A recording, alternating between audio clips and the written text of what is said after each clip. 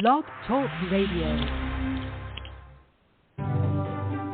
Live from Washington, D.C., it's Quintessential Listening, Poetry Online Radio. Now, here's your host, Dr. Michael Anthony Ingram.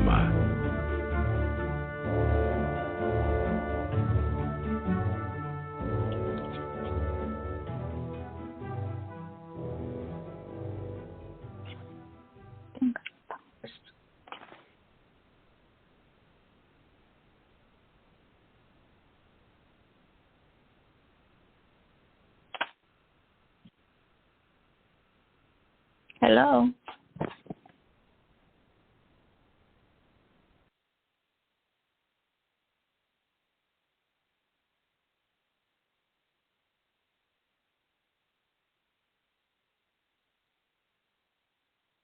All right, Tanya, are you there?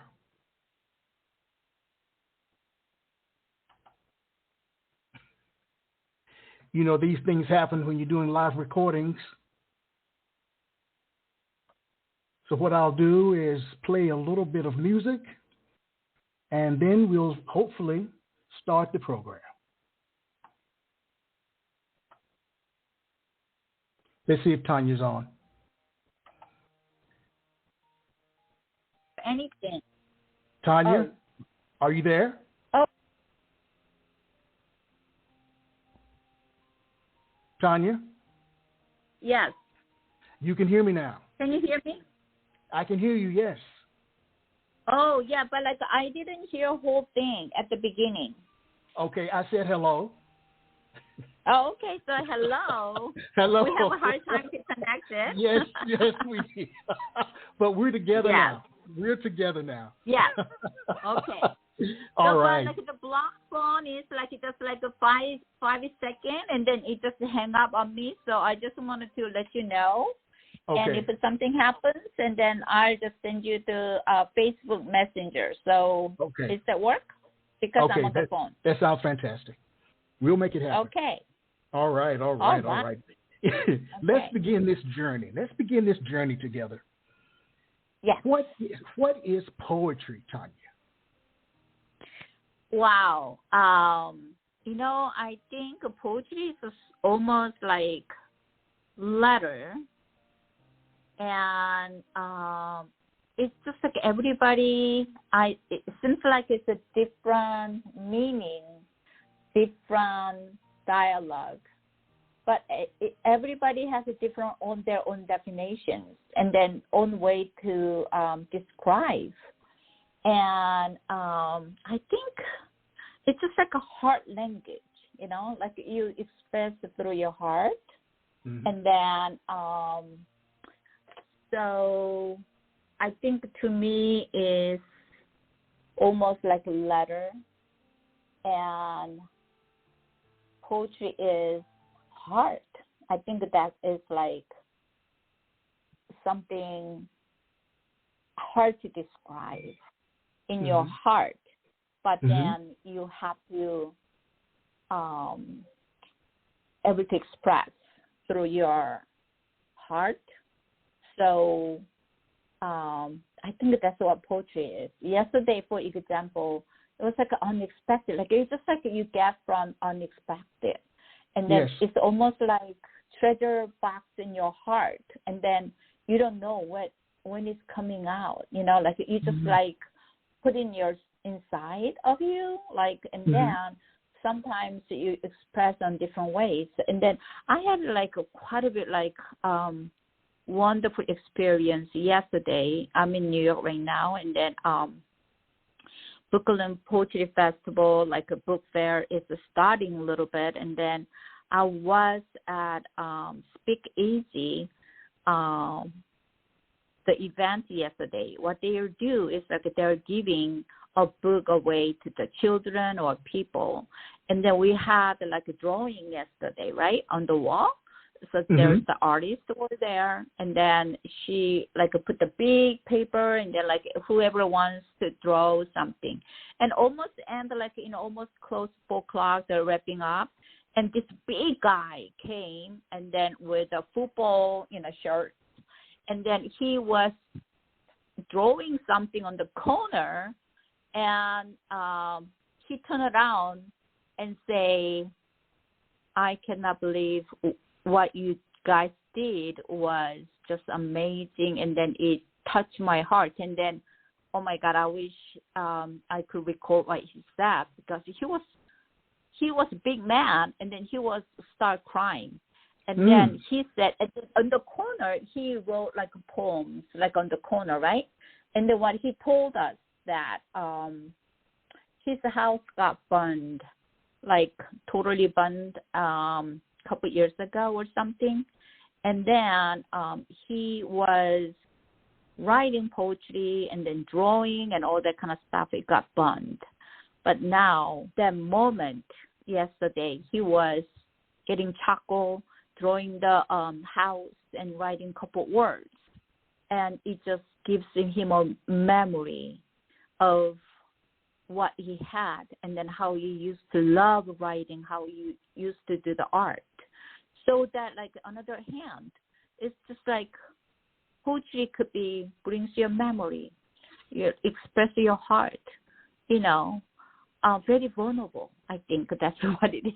It's the, you know, Oh, that was beautifully stated. I mean, it's the heart. I mean, it's the pulse. Yeah, I think like heart is like my when you say like choose one word to definition for poetry, then I would say poetry is the heart to me. All right, Miss Beautiful. But it could be different to you, you know. Yes, that's so true.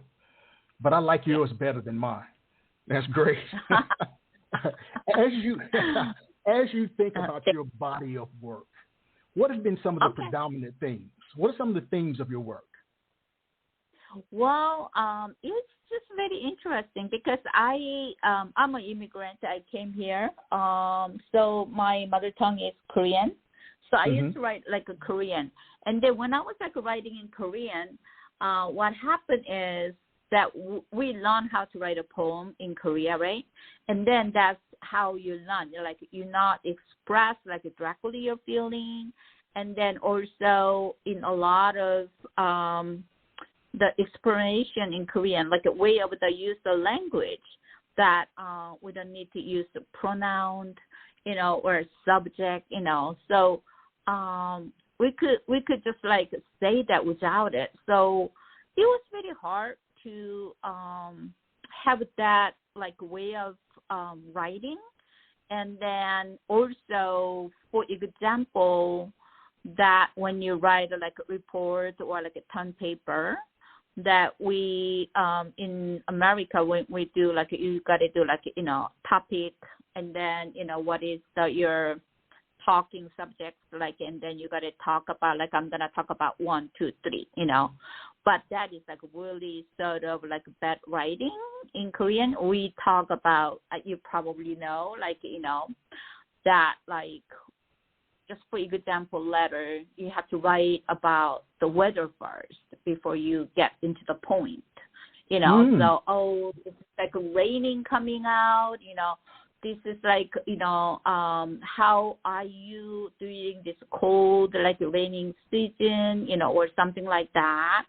And by the way, you know, let's say, you know, the book that you borrow from me, when can you send it to me back? That's the party. But you go like really, really go circle around, and then you say it. And you have to say, you know, please keep warm, you know, or something like that. So we learn that, like we learn how to not say directly 1, 3, 4, 5. You know, no, it just goes round. So that's the way you learn.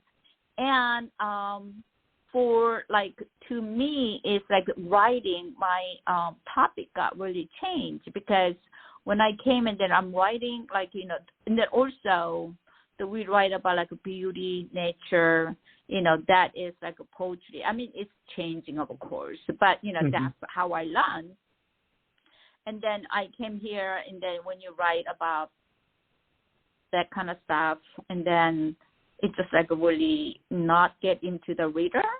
And also through the language, it just like changes. Through the language, it changes, you know. So it's just like very interesting because I get a lot of questions like, do you write English first or Korean first or like what, you know? And of course, I wrote Korean first at the beginning, and then I translate my own work, Korean to English. And there is a period that like I was having time that like, oh my goodness, if I write in Korean, then I say, okay, what is this word that could be possibly close to translate in English, you know? Yes. If I don't have or feel like equivalent like the words, then I say, oh, then I better change Korean word too. So like I share my struggles with like my poet friends. I say like, yes. oh my God, I feel like I'm my own prisoner because it's like I feel like when I'm writing in Korean, then I say like, oh, what is the equivalent word in English with that word? It could be. I was like consciously thinking about it, and then now I don't. I just like if I feel like I'm gonna just write in Korean, then I just write in Korean, and then I let it be. I just don't attempt to translate it. And then just let it be. And then when couple years later that I come back to translate it, and then I just had to like, you know, recently have that experience. It's just totally different feeling. Like I cannot my own poem, and then because of the language that like I wrote in Korean, but I never can deliver same emotion to English. Do you know what I mean? Well, let me ask this question then. What do you think helped set you free from that prison? So like for me, yeah, like it's let it be. So like I cannot control. Do you know what I'm saying? Mm-hmm. So like and then like a lot of like experimental, you know. So like for beginning of a pandemic, you know, I wrote like I did a workshop, and then with the high school students, and then through the Zoom, and then I say, hey, I'm going to write in bilingual, like I'm going to write in English, and then I'm going to translate to Korean or vice versa. And that was really hard, but like there was another like very experimental. So it is not like, I think like I'm just like sort of seeing like what progress that I have, and then what kind of experience I have. So I cannot lock in myself, and then I cannot put it in the box in myself as an artist. Yes. So knowing like two languages, and then I just have to let go, and then like putting myself to, okay, you know, and then so like we could do like a multi-genre, or like so sometimes like now I do like just if I cannot translate certain word in like to English, then I just use Korean word in there. Okay. You know, and then maybe the words, like origin words, text, or deliver the emotion. So, and then sometimes, so then even I read a Korean, and then I just read in Korean first, and then let audience feel whatever the sound, you know, something just like you could just like understand. If you really pay attention, and then you just like understand the emotion without knowing the language sometimes. Don't you think? Well, I believe the same thing. Well, what I'd like you to do for us is to share a poem. Share a poem with us, please. Okay, I will. So I think like it's interesting during pandemic, and I have this poem that I wrote early in ages, and then the emotion comes back, and then like, whoa, you know. So I'm gonna read in Korean first, and then translate it. Okay? All right. So you don't even know. I do that like this into like a talk show too, like that. I'm reading in Korean, and then I ask them, so what do you think that I wrote? How you feel? And then I asked them to like write. Yeah, like just I'm gonna read it in Korean, and then you just write like what I read, like tell me what you think, and then they write, and then like that is like a good exercise because then they could tune in, the sound. So, okay, here we go. 기화. 언제 집으로 돌아가지? 당신은 묻습니다. 돌아갈 집도 조국도 없는 내게. 피난민인가? 당신은 묻습니다. 난 피난민은 아니지만 돌아갈 집도 조국도 없답니다. 그럼 영주권자인가 보지? 당신은 내게 묻습니다. 영주자도 아니지만 돌아갈 집도 조국도 없답니다. 나는. 왜 돌아갈 집도 조국도 없는 거지? 만일 당신이 물으시면 나 웃으며 이렇게 대답하지요.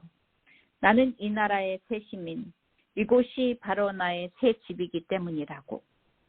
당신은 제가 이 나라의 새 국민이 된 것 자꾸 잊어버리시는 것 같습니다. 나의 증명서 너무 커서 목에 달고 다닐 수가 없어 벽에 걸어놓았지요. 제발 그만 내게 물어보세요. 언제 집으로 돌아가느냐고. 난 더 이상 이방인이 아니랍니다. So, I'm gonna ask you. Okay, or like you get the word. Tanya, that's how I learning too. So come on, mimic me. So okay. What word did you get it? To me, it sounded sad. It sounded sad. I don't know why. Okay. Maybe, and I think that's the biggest takeaway that I have is that maybe because the way that you read it, it just sounded very melancholy, a melancholy. Which is a question that I'll ask you. What is the relationship between your speaking voice and your written voice? But you can answer that after you do the translation. Yeah. Oh, that is like, and then like this is like interesting, but like, I could have read like this too. 귀화. 언제 집으로 돌아가지? 당신은 묻습니다. 돌아갈 집도 조국도 없는 내게. 피난민인가? 당신은 묻습니다. 난 피난민은 아니지만 돌아갈 집도 조국도 없답니다. It's the same poem that I'm reading. Yeah. Wow. 그럼 영주권자 뭐지? 당신은 내게 묻습니다. 영주자도 아니지만 돌아갈 집도 조국도 없답니다. 나는. So that is the same poem. But it sounds more authoritative. Yeah. That one sounds more authoritative than the way that you expressed it the first time. So that depends on like what roles that I'm taking. Do you know what I mean? Yes. So I'll tell you about this. So like I think like maybe why should I read it softly?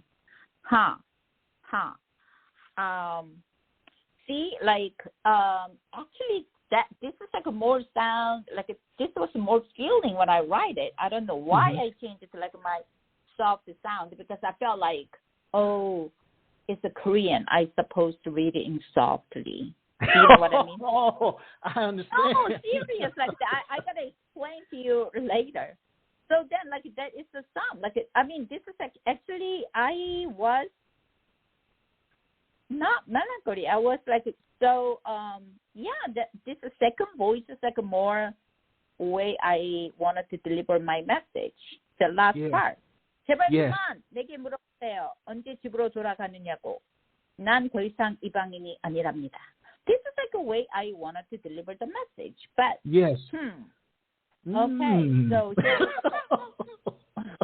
well, read the English translation. I want to hear it. I'm reading you right now. So like it's in English. So this is like so interesting because I just had a recording to Korean writers, so I had to send my interview in Korean to send to Korea for the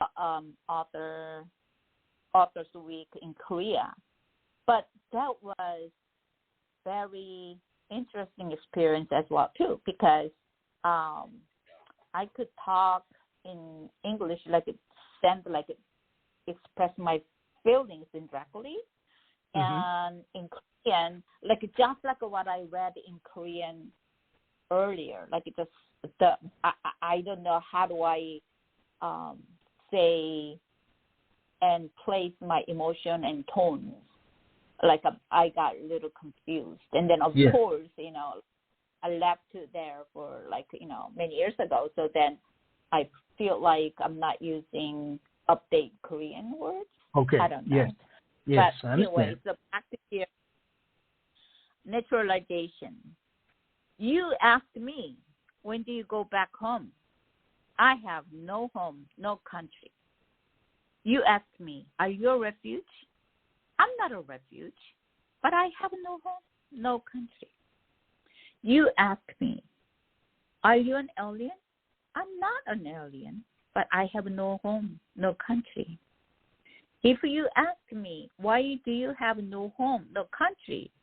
I will smile and say, I, too, am a citizen of this country. This is my new home.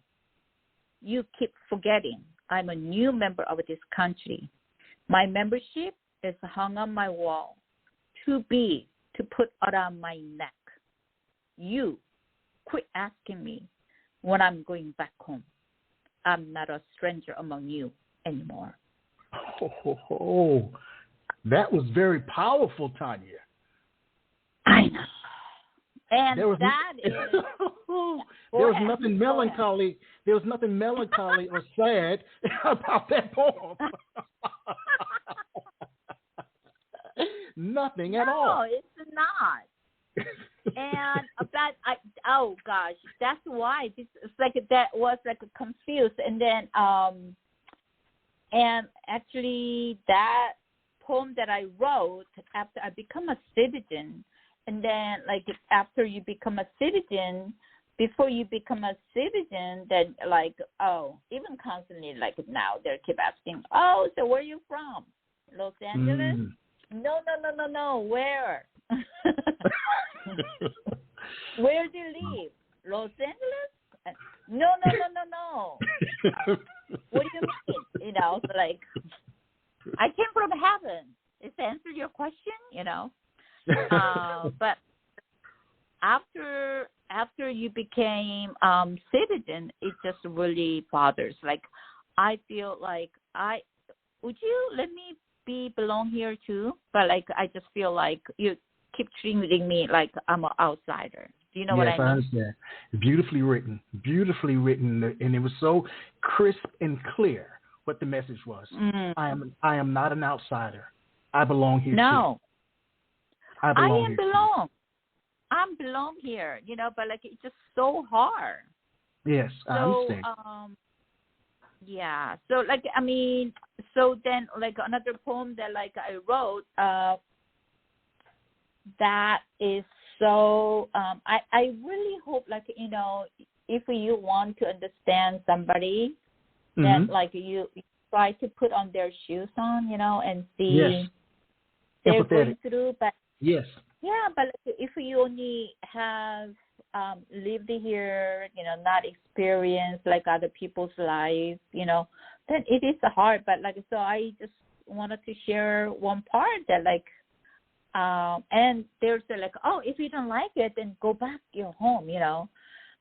It's not so easy to say that. Do you know what I'm saying? Yes, I do. So back to your question, it's like, what is the poetry again? Then I wanted to say the heart, and then it's like we share compassion. We got to understand each other, compassion, you know. Do you know what I mean? Yes. It's like what you asked me, you know, just like sometimes I write in Korean, sometimes it's just like a process. We just try to get to know each other. So this was like a beginning of like my life in America. This is how I felt too, you know, life from one extreme to another. Two different people in. Yeah, let's go back a moment. What was an early experience where you learned that poetic language had power? Ooh. I ask great questions, Tanya. Yeah. Oh my gosh, that is, oh my goodness, like just what I'm asking, like telling you. Yes. Because I didn't have poetry it would be really, really hard. Like, so it's just like the poetry, like a heart, compassion. It's like a dialogue. I've been writing to myself, like through my feelings, my emotions, and then my diary, right? Yeah. And that becomes the word, and then like I write and draft, and then like when I make poem, and then felt so much power when I share my poems, and then they say, "Oh my goodness, that's exactly what I wanted to say in words," And then also, like you don't know my experience, and then just like the naturalization that I read to you, and then you get it. If I don't share my experience, you would never know. I would never know. So that like power is sometimes the sharing could be really vulnerable, but yet it is, I am letting you know. Wow. Now, word. Yeah. When you sometimes think don't about, get it, but it's well, let me ask this question before we move into another poem. When you think about a poem, how does it begin for you? With an idea, a form, or an image? Well, just again, like just like yesterday, for example, it's like out of the blue, like I was like walking this street, like that, like just people were like getting the books, and then like it's a new town, So I said, let me just walk this block. You know what I mean? Because it's like curious. I'm so curious. Like what's going on? I want to taste the new food. Like all that kind of stuff. So just I just like wanted to like a fresh one, like out of like really explaining what's going on. So yesterday, the image, what I'm talking to you right now, is that I was walking down the street like that, like a block, and there like it was quite nice, like brown, like blocks, and there's a mirror outside the trash, right? And it got cracked, right? Crack on the mirror on the street, like somebody's throwing away. And I was just like standing looking at myself in the broken mirror, and I would say, it just reminds me something. And it's just like my emotion just get like focused on out of the blue. Like there's so many different things, right? But the image of a mirror, broken mirror, and then I'm standing there, and I don't know, but like that image is stuck in my mind. So I like sometimes I take a picture, and then just like maybe a couple months later, I will look at that image again. I will write it. But like it just like while I'm talking, like it just in my gut or something feels something about I have to write about that, but I don't know exactly what. But the image is stuck on me, right? So sometimes it starts like that, and sometimes I wrote like poem, like for example, I wrote a poem about my mom's death. And there's the one image that I wanted to give, and I cannot find it, that image. It took me one image, one word of the image. It took me a couple years to find the right image that is exactly what I wanted to connect, was that my mom died in heart attack. And in Korea, their different style of like a funeral, but like anyway, my aunt said like my mom couldn't close the eyes because we were all in America, and my mom died in Korea alone in a heart attack. And then so that she couldn't close her eyes, because she must wanted to see us, right? But like 2 words, like, I mean, probably like sometimes like when you read with just 1 word what poet wrote, and you're not gonna understand, but like for that 1 word, like open eyes in the casket, that one like, you know, that image, you know, open eyes in the casket, that is took me a couple of years to come out. That is exactly what I mean. I had to cry over and over, write that word. But so that is like, I wanted to, like, 1 poem, it takes me a couple of years to get like, no, that's the image that I wanted to get it. So then I won't do it. So then that is the image that like it took me a couple of years to write 1 word to like, that's the word. So that's how it goes. And then sometimes like there's 1 poem that To Home. That poem is, I didn't translate in English yet, but like that poem just like I write, like just sit there, and like one day I dropped the kid, and then like, you know, I just felt like, we just like need to make like a big pot of soup and then welcome the people and then give the soup to people who wants to have like a soup, you know. And it's just like a very short passage of the poem in Korean. And, oh, my goodness, like Korean people love that poem to the home because the soup image, because, you know, and especially California, there is like no like cold day. But like now I'm in New York, this weather is just like so reminds me of like a Korean weather, right? So wintertime, a bowl of soup, you know, and it just click, you know what I mean?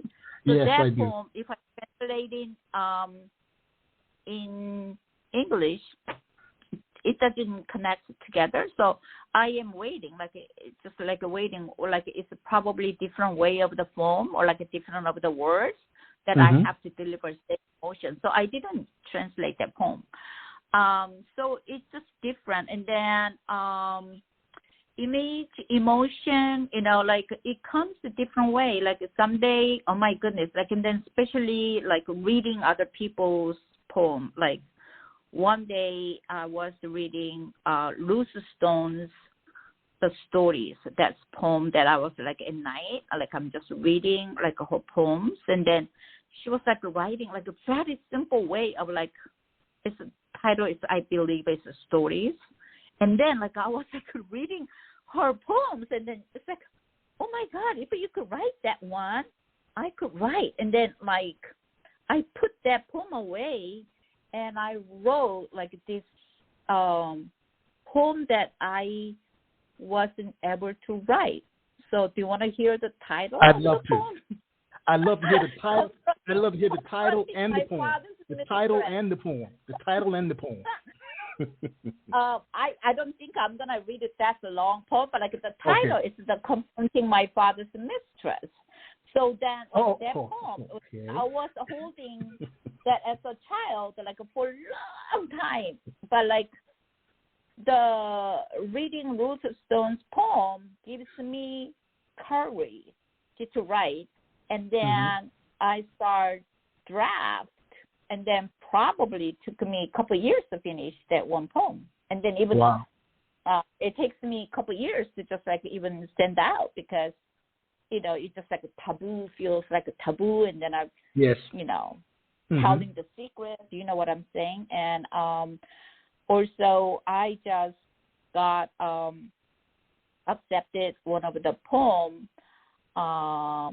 called, you know, The Blood Heart Flower is the poem that I was like about writing about Atlanta spa shooting, and I'm Korean, and then there's like 6 Asian women got killed, remember? Like March 2020, and like, and then there's like 2 boys, like, you know, I'm a mother myself, and then so 2 boys like lost their mom, Hyonhye Kim.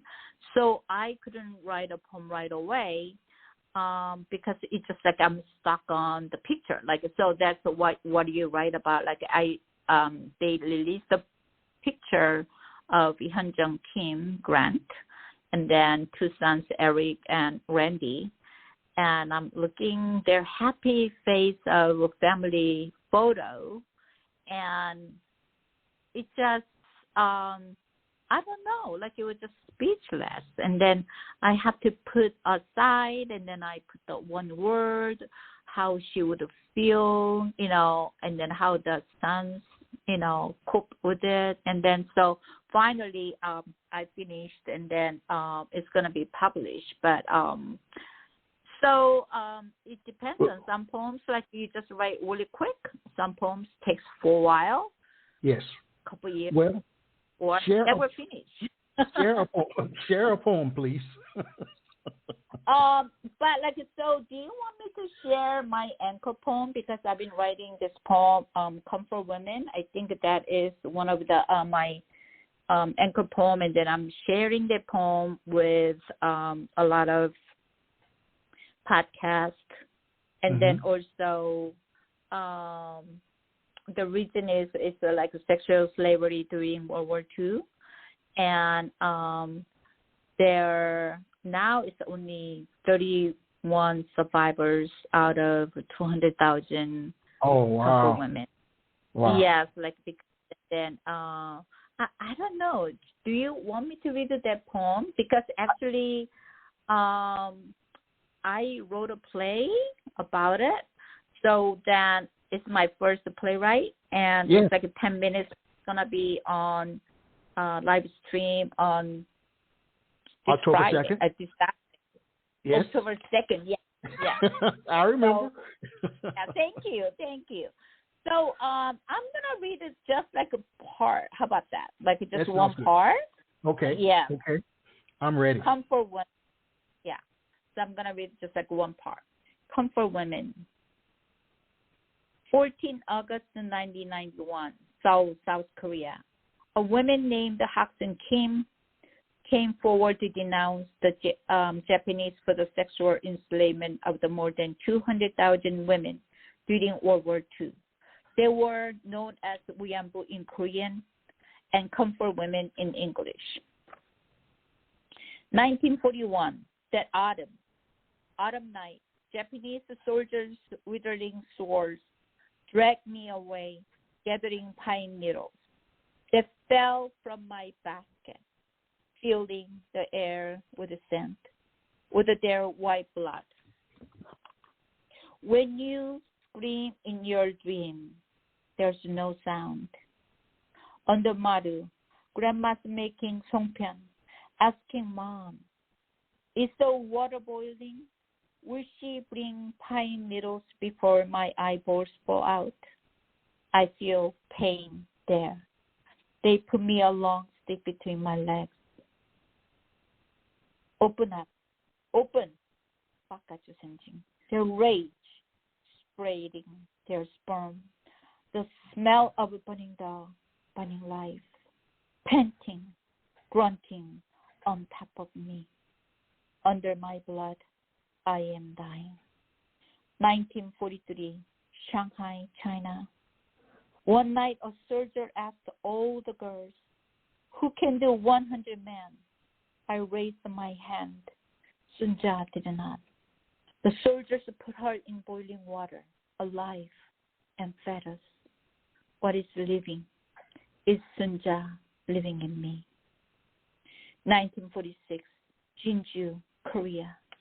1 year after liberation, I came home, short hair, not wearing hanbok, not speaking clearly. Mother hid me in the back room.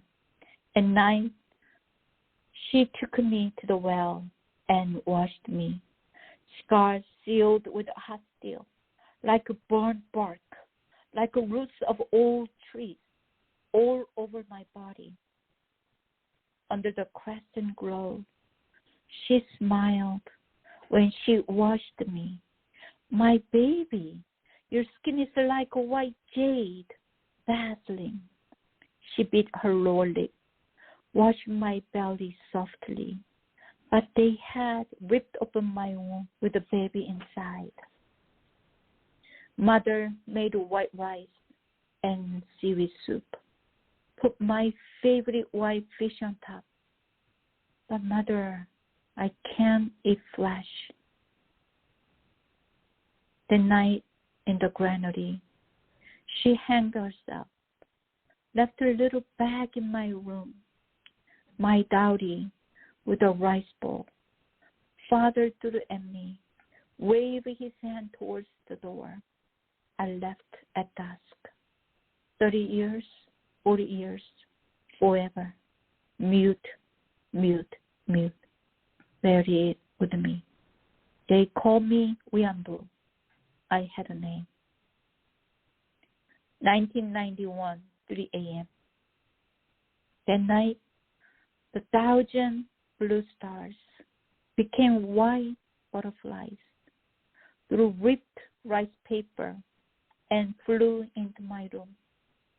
100, 1,000 butterflies, endless white butterflies going through the web in my mouth into my unhealed red scars, stitching one by one. Butterflies lifting me, heavier than death. Butterflies opening my bedroom door, heavier than shame. At dawn, I stand.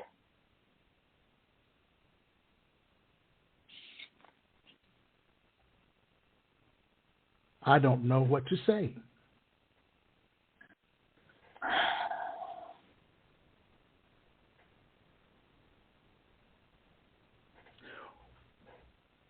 What do you view as being the role of a poet in modern day society? I think it's not just I share my story, but then I have to share the story who's been silent, and then who weren't able to share their stories.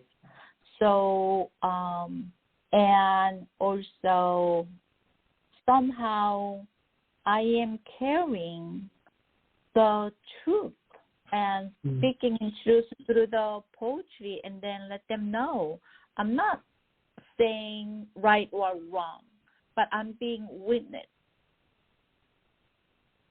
That is my role, being a witness. And then I write what I witness. Do you know what I'm saying? Yes, I do. It's very important, and that's why I create like a poetry reading for bittersweet immigrant stories. I think because we need a patient to listen to each other. Someone cannot speak in English if he or she wrote on their mother tongue. Please let them welcome, and then we could sit down and listen their mother tongue. Welcome them and listen. And also, if you don't speak other languages, you still go. I mean, I think this is very important. Why we're segregated? Where is the racism coming? Yes. Unfairness. Calling Black Lives Matter. When that happened, that I wanted to say all lives matter. Yes. And then when we're talking about racism, we only talk about black and white. Like I feel like we're invisible. You know, invisible. And then because of the role of what Asian women role that I grew up, I got educated, you're supposed to be not share your emotion, I know that so many Asian American ladies, girls, they're learn their languages here and then they're speaking out, all that kind of stuff. But still, I'm talking about because I came in the late teens, so that I know the culture, right? like a first generation, and then I grew up in Korea, so I know the cultures and then customs and all that kind of stuff. So then through the silence, it's like not easy, and then break it through the roles and norms. It's just like really uncomfortable. But yet, I think it's like my duty to express what I feel. Okay. And what I think that's what if you're saying that is like what is my, role as a poet. And I think that's what I need to do. So that's why, like, I get reading and then I explain, and then through this poem that I sometimes, like, people don't get it like right away, but like there's a word like songpyeon, what's the songpyeon, like I wanted to share its culture, the rice cake that you eat in Korean, and then I am helping you to understand my culture, sharing, like not helping, but like I'm sharing my culture. So in way, like I need to share what I know to you, so then you understand me better. And then I'm gonna listen to you so that I understand you better. Do you know what I mean? Well, what you're talking about is empathy. Empathy for another person's story. I mean, if you can't understand another person's story in its totality, listen to the feelings that go along with that story. That's where you'll find some about it. Like, like it's not just like sitting there witness. Like we gotta move. Like it just, if you invite me, if I say you invite me, but I say, oh no, I don't want to, then our conversation's not gonna be here, right? So then with this in hour, I don't know, like who's listening, and then there are like so many of my friends, like the poet friends or like audience, and then I feel like, oh, now by the time I probably read like over 50 times and more about the Comfort Women. I didn't read the whole passage, but then still there's like, oh my goodness, I didn't know that history part. And honestly, I didn't even know before I wrote this poem, and then I had to research, and then I got like, read so many interviews, and then all that, like, and then like first draft, more draft, and then came out, and then finally I have like a 10-minute play, and while we're doing the play, and then directors are like, oh my goodness, I know a little bit about it, but now I'm researching more, and then the actors, like, they're like using the words. So just like, wow, the poem that I wrote about Comfort Women, because through this poem, I'm reaching out so many people to share the history. And then I am not saying like, and then I just wanted to use the monologue, so like that, what is really being human, I think another part is, which it is like, what's being human? Well, let me ask this question. You wrote The War Still Within. What do you think surprised you most about writing that book? What surprised you most? What do you mean by that? What kind of aha moment did you have, or did you have an aha moment from writing that book? Well, gosh, yes, a lot of the aha moment is like, just like I'm gonna, like, I just opened it, and then there's one, there's like so many like poems that I wanted to share in here. The cost of a breath, the cost of a breath. I mean, people think like, like it just like really feels like I'm breathing, that cost, it's just like it's humongous. We take it as a granted, and then like, oh gosh, I'm gonna read you quickly. Okay. Yes. Second period. I am called to a little stock room, windowless. Mrs. Ropich showed me a picture book. Kang, I say. No, river, she says. River, I say. Not liver. It's a river, she says. That's what I said. River, river, river. Kang. It's a kang. She shook her head. Look at my mouth, she says. Oh, river, river, I say, then shut my mouth. Wow. So that poem is like, as an immigrant, like, you know, I'm still have like a sometimes hard time, still L and R, you know, all that kind of stuff. And I was reading in person Summer Gospel in Long Island. And you know what? It's like almost a 50 years old Italian immigrant man came to me. And then you know what he said? You make me cry because I remember exactly when I came from Italy, and then they're bullying me, and then they make fun of me not speaking English. So then you bring me to back to that 13-year-old boy who's sitting in the corner of the classroom. So then he said, like, you made me cry reading that poem, he said, you know? Yes. So, like, so that kind of aha moment, like, I mean, this is like, I thought, like, you know, I was like writing, and then like, I thought, like, I didn't really big think about it, but like this poem is like, gets a lot of people, you know, like they're get into like, oh my gosh, I totally connected. And this is like sort of like an aha moment, like one of the poem called 보고 싶어. See, like, you will say, like, what's it mean, 보고 싶어? Maybe, and then, so it's I miss you, right? But like, 보고 싶어, like, I feel like if I say I miss you in the title, then I feel like I'm not delivering what I really meant, like 보고 싶어. It's just like in Korean word that is so authentic. And then, like, so why don't I read it just poem? I miss you. So start with like this. 보고 싶어. I miss you. It's not enough. 보고 싶어. No subject. Puffy eyes with red veins. Praying before sunlight. Putting away a fresh bowl of rice.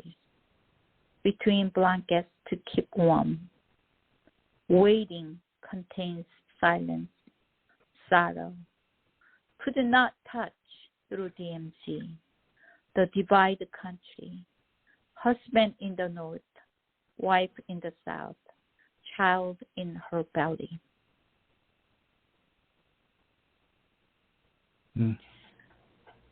So with that, like, this is like, if I read in Korean, that like putting away a fresh bowl of rice. I mean, it was like, why putting a fresh bowl of rice? So that, like, I just wanted to show you as a picture, because I told you, like, Korea has like 4 seasons. Like winter time, they don't have like this, you know, the rice cookers, whatever. They make like this bowl of rice, right, with the lid on it. And then Korea at the time, we don't have like, everybody not have like, you know, bed. We sleep on the floor, right? Unterbank, like warm floor. And we have like, we got to fold the blanket every morning, right? And put aside. And the moms like put the, like this rice and then put in the lid on and put in the between the blankets so that the rice could be warm. So when you come home, then you could eat the not cold rice, no microwave, right?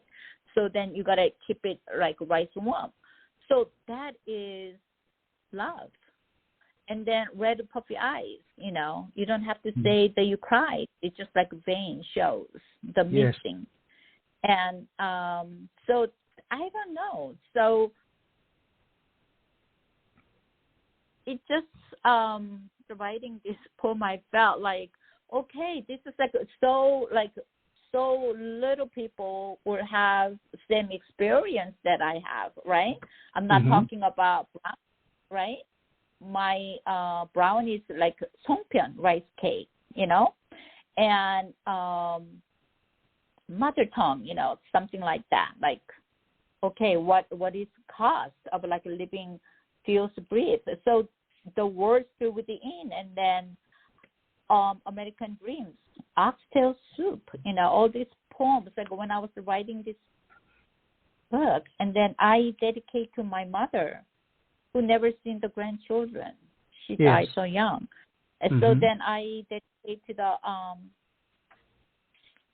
my mother, my daughter who live, right? And then people who, the women who never expressed, so like just like, and for all the women everywhere who have lost their names, I'm dedicate this to them, Yes. And their like role as, okay, my family, my children, all that, like they lost their names. So that one of the thing, the comfort women, I keep saying, they call me Wianbu, comfort women, but I had a name. We should call the names, right? Yes. Do you think do you think you were meant to be a poet? Do you think you were meant to be a poet? Yeah. Because Okay. I was like writing from like very early age, and I remember like when I was like even like elementary school students, I start writing, and then like in Korea you have contests, and then you go write a poem, and then I love to read, and then just like I don't know, it's like a young age, but like when sun goes down, and then I sit on the like a mountain, and then it's like, where the sun goes down, it's like I don't know. Yeah, I just like. Tanya, we've run out of time. My goodness. I'd like you to come back in early 2022 because I want to continue our conversation. I've thoroughly enjoyed spending time with you. You're a fascinating person, and I wish you nothing but the best. Nothing but the best. Yes, thank you so much. But like, oh my goodness, it's just really, we're out of time. We're just starting, right? We're just like starting. You had a lot that you wanted to say. Well, gosh, I don't know. This is like really hard to let go, isn't it? Right? Well, okay. I say good night to you. I say good night to our listening audience. As I share every week, let poetry ring. Be careful. Be safe out there. Until next time, this is Quintessential Listening Poetry Online Radio. Good night, everybody. Good night. You have just listened to the Quintessential Listening Poetry Online Radio Podcast with your host, Dr. Michael Anthony Ingram. Subscribe to our podcast on iTunes, Spotify, or Stitcher. And make sure to catch our next episode.